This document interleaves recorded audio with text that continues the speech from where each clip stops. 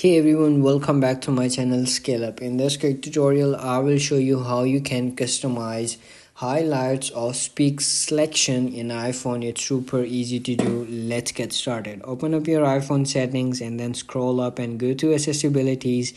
There you will find read and speak. Once you click on that, you will get these options over here.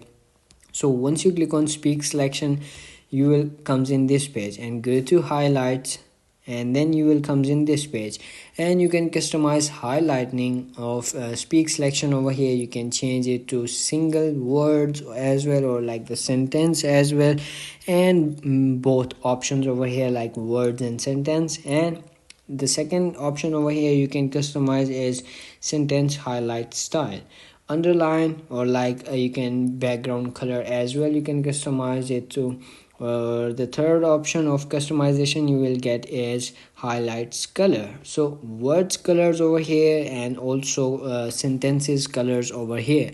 You can change it by clicking on this option and then you can choose it as well.